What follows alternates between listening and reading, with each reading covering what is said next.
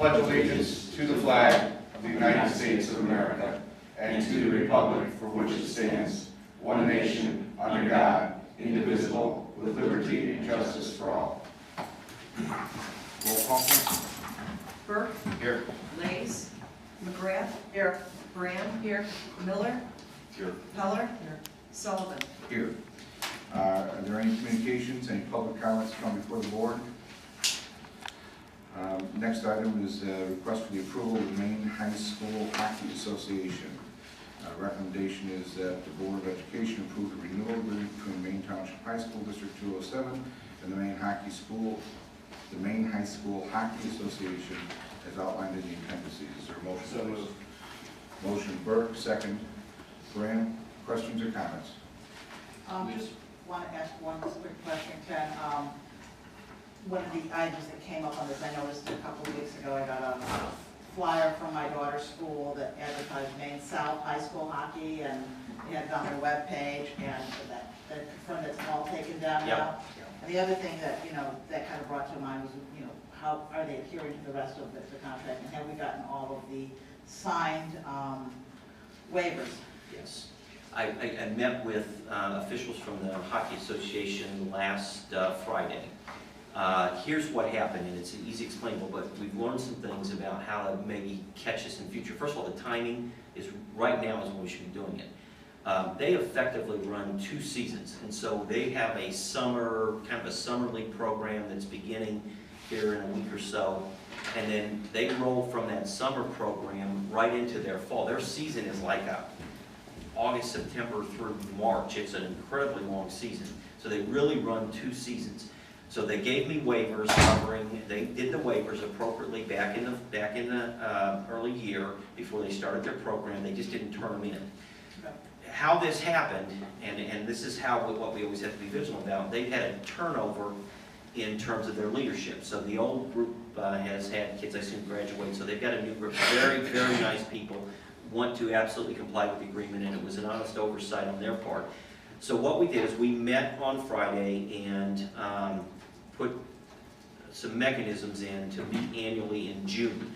The terms of the agreement are that they need to initiate the meeting, which they didn't do this year.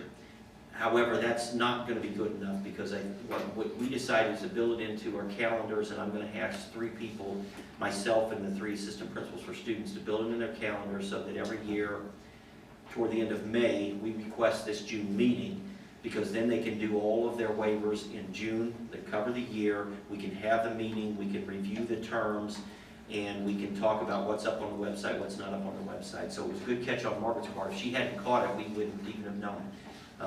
And so it was no malicious intent on anybody's part, but they're just recruiting 90% of their kids come from Maine South, and they understand the conditions and will live up to it. And if they can't, then they know that they will come back and we'll discuss other things at a future date.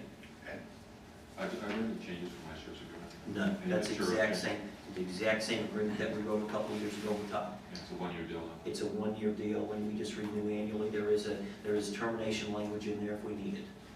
And other than that snafu, there's been no other issues? There have been no issues. We've heard absolutely nothing. The majority of the kids come from South, but there are a few from West and there are a few from East, and I did express to them that they have some mechanics going on right now in their hockey association that may force them to come back and talk to us about other agreements, but I said that the board feels very strongly, because I know you do, about keeping access open for any students from East or West who would want to be part of the program. And if some things potentially could change that are outside this group's control, but they'll come back and we'll have a conversation about that in the event that happens. Any other questions on hockey? Okay, we have a motion and a second. Call the roll. McGrath. Aye. Burke. Yes. Miller. Aye. Lays. Aye. Graham. Yes. Heller. Yes. Sullivan. Aye. Motion carries unanimously. Any board members have a reason to go into closed session? Okay. First up is the recommendation that the Maine Township High School District 207 Board of Education adopt a resolution to approve the 2013 to 2015 collective bargaining agreement between the Maine Maine Township High School District 207 Board of Education and the Maine Teachers Association as presented by the Superintendent Board Negotiating Team. It was ratified by the teachers last Thursday, Correct. and we have a final vote on that? 370 to 108. 370 to 108? Correct. Okay. Is there a motion, please? So moved. Brigham, Heller. Okay, questions or comments? Is it on the agenda? Yes. Yes, it's on the agenda. Action on closed session items. These are the closed session items over here. My own comments are that I think it's rich, and I don't think it's going to bring us down from the very top tier of high schools. Let me preface this though by saying that I thought the entire team, including the MTA team, did a very good job in negotiating a contract. I think it's expensive, and for that reason I'm going to vote against it. And secondly, I think that we know that a week ago Friday the legislature adjourned without addressing pension reform, and the most likely reform is going to be pushing through the school districts the cost of the normal pension. To me, I would have had a reopener if nothing more than for that eventuality. I understand the administration's view that we can afford it. It's never been about whether we can afford it. For me, it's what's equitable, what's fair, what represents some sort of parity with the taxpayers. And I think that if the legislature pushes that cost through to the school districts, which is one option that they may do, I think 3 years from now when you negotiate this again, it's going to be we got it, we're not going to give it up type of thing. So I think we should have insisted on a very, very limited reopener just for that. But those are my comments. I don't think there's anything new that I haven't said before, so I won't go any further. Other comments? My personal opinion is I think that it's a fair and well-balanced agreement between the board, whose duty it is to protect the taxpayers. I think it gives a substantial benefit to taxpayers from where they're currently sitting right now, as well as giving a fair contract to the employees of the district.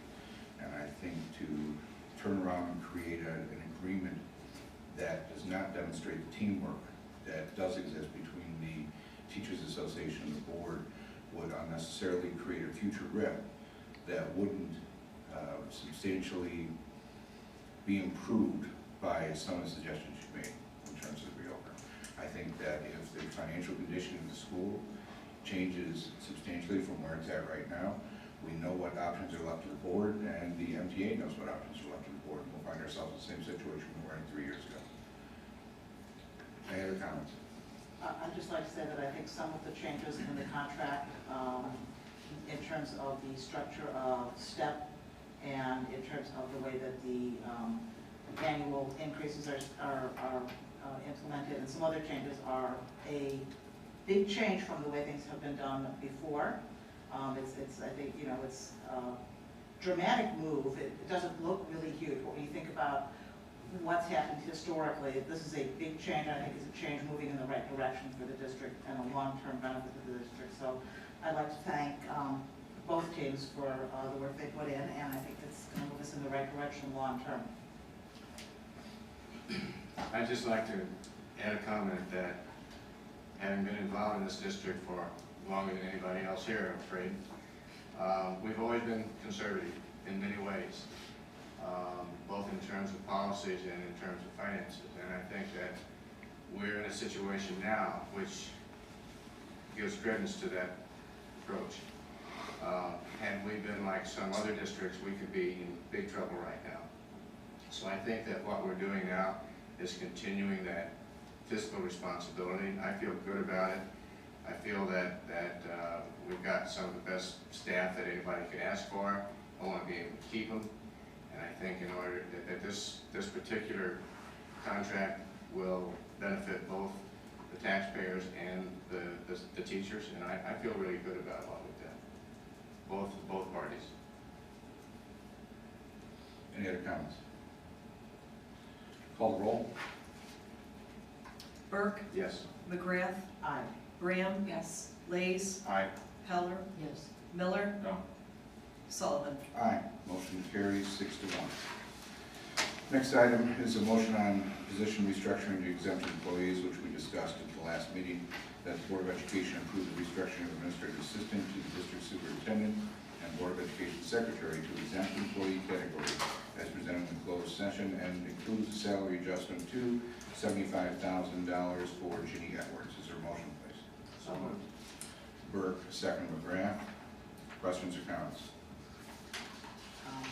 Just so it's on the record, this was reviewed by outside legal counsel, and it meets the standard for an exempt employee. Yes.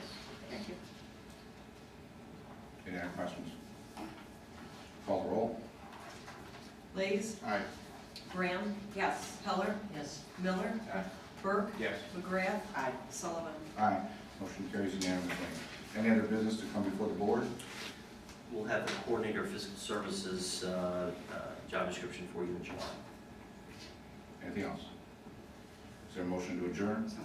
Graham, second Heller. Questions or comments on the motion? All in favor say aye. Aye. Opposed? Motion carries unanimously. We are adjourned at 7:41.